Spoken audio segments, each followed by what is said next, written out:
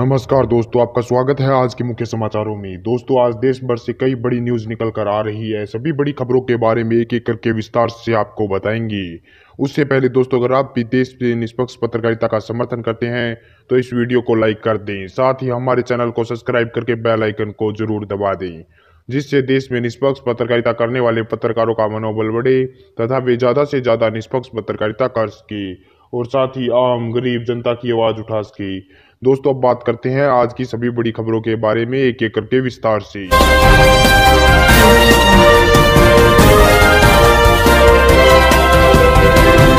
देश भर में संक्रमितों का आंकड़ा 2,65,000 को हुआ पार। जी हाँ, आपको बता दें 2,65,824 मामले सामने आ चुके हैं। मृतकों की संख्या 7473 हो गई है। महाराष्ट्र में टोटल बात करें कल तो 8340 है। महाराष्ट्र की बात करें तो कल 2553 आए तो टोटल 88,000 के आंकड़े को पार कर गया है।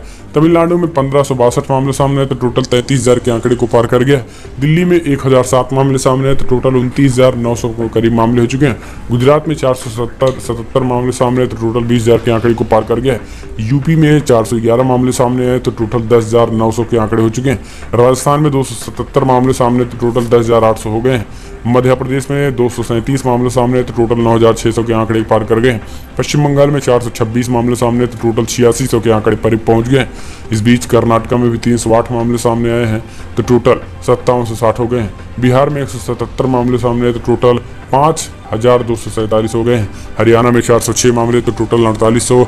आंध्र प्रदेश में 154 मामले आए हैं। कल जम्मू कश्मीर में 198 टोटल 4200 का आंकड़ा पार कर गए। इस बीच ओडिशा में 138 मामले सामने आए हैं, जबकि असम में 95 मामले सामने आए। पंजाब में 155 मामले सामने आए। केरला में 91 मामले आए हैं, जबकि उत्तराखंड में 56 मामले, झारखंड में 187 मामले, छत्तीसगढ़ में 85 मामले, त्रिपुरा में 38 मामले, हिमाचल प्रदेश में 10 तो गोवा में 30 मामले अब तक आ चुके हैं। मणिपुर में भी 100 मामले कल सामने आए हैं।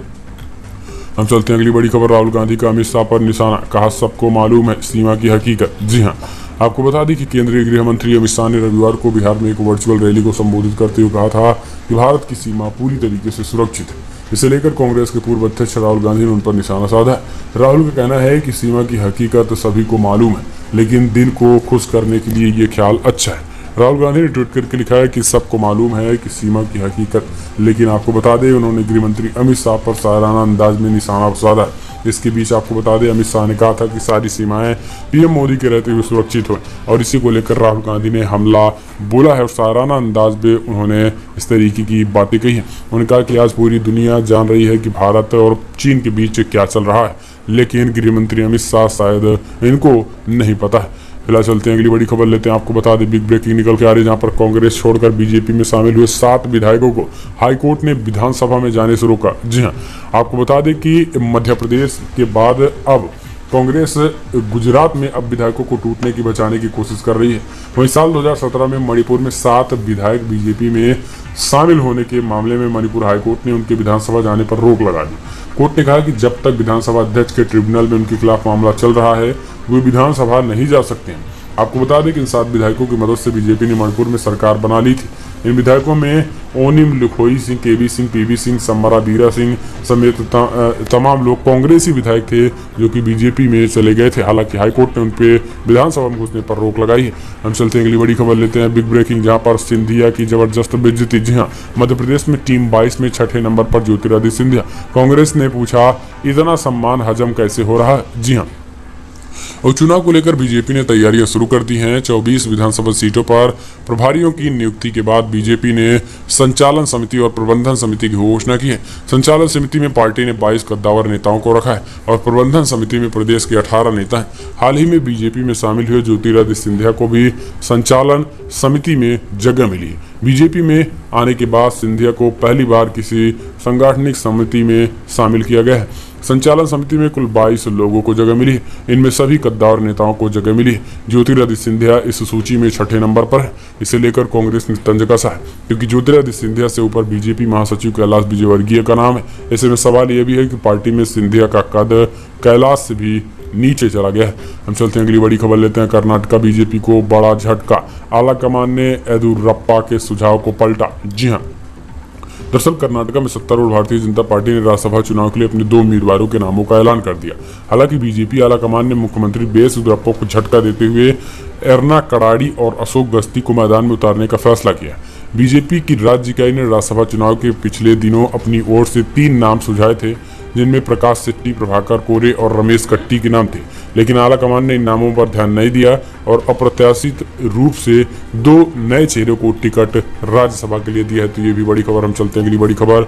उपराज्यपाल ने पलटा केजरीवाल सरकार का फैसला, दिल्ली में बाहर के मरीजों का भी होगा इलाज। जी हाँ, आपको बता दें कि दिल्ली के उपराज्यपाल अनिल बैजल ने केजरीवाल सरकार के फैसले को पलट दिया है। उन्होंने अधिकारियों को यह सुनिश्चित करने का निर्देश दिया है कि दिल्ली का निवासी नहीं होने के आधार पर किसी भी मरीज को इलाज के लिए इनकार नहीं किया जाएगा। आपको बता दें कि उपराज्यपाल ने ICMR के दिशा निर्देश का कड़ाई से पालन करने का आदेश दिया था। उन्होंने कहा है कि कोरोना मामले में करीब मरीज के संपर्क में आए व्यक्ति समेत 9 श्रेणियों जांच करना अनिवार्य है। कि सीएम केजरीवाल ने रविवार को ही ऐलान किया था कि दिल्ली के अस्पतालों में सिर्फ दिल्ली वासियों का इलाज होगा, लेकिन आज उपराज्यपाल अनिल बैजल ने दिल्ली के अस्पतालों में केवल दिल्ली वासियों के इलाज का आदेश खारिज कर दिया था। दिल्ली के मुख्यमंत्री अरविंद केजरीवाल ने मामले पर ट्वीट करके प्रतिक्रिया दी है। उन्होंने कहा कि LG साहब के आदेश ने दिल्ली के लोगों के लिए बहुत बड़ी समस्या और चुनौती पैदा कर दी है। हम चलते अगली बड़ी खबर लेते हैं। Big breaking, 70,000 LED screen BJP afford कर सकती है, सीएम ममता का अमित शाह पर हमला। जी हाँ, पश्चिम बंगाल के मुख्यमंत्री ममता बनर्जी ने तेजी से बढ़ रहे कोरोना के मामलों को लेकर कहा है कि लोग यात्रा कर रहे हैं, इसलिए ये तेजी से फैल रहा है। मुझे खुशी है कि बंगाल में रहने वाले प्रवासी मजदूर जहां खुशी रह रहे हैं, वो अपने गृह राज्य नहीं लौटना चाहते हैं, लेकिन हमारे राज्य के प्रवासी मजदूर दूसरे राज्यों में अनेक मुसीबतों का सामना कर रहे हैं।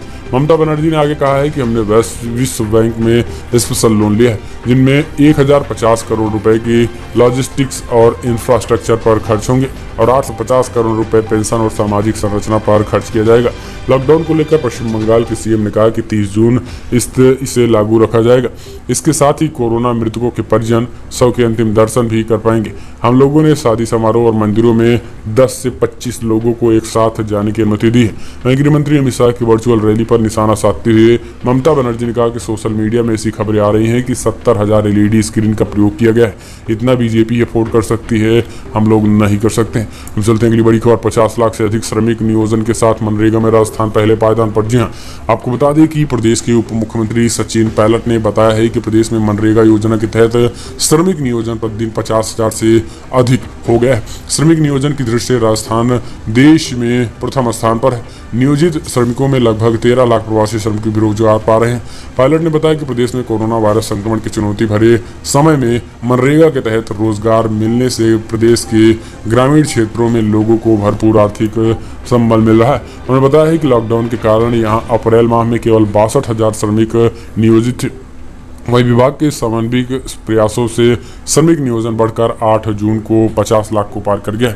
फिलहाल चलते हैं अगली बड़ी खबर। बिग ब्रेकिंग, वर्ल्ड बैंक के प्रमुख की चेतावनी, 1 दशक यानी 10 साल तक रह सकता है कोरोना महामारी के इकोनॉमी का पर असर। जी हाँ, आपको बता दें कि कोरोना वायरस की महामारी ने गरीबों के खिलाफ दुनिया की जंग को कई बरस पीछे ढकेल दिया। वर्ल्ड बैंक के अध्यक्ष डेविड माल्पास ने आशंका जताई कि कोरोना के असर से दुनिया में 6 करोड़ से ज्यादा लोग अत्यधिक गरीबी की चपेट में आ सकते हैं। कोरोना महामारी के असर वैश्विक अर्थव्यवस्था पर 1 दशक तक रह सकता है। वर्ल्ड बैंक प्रमुख ने BBC वर्ल्ड को दिए एक इंटरव्यू में कहा कि कोरोना वायरस की महामारी और लॉकडाउन के बीच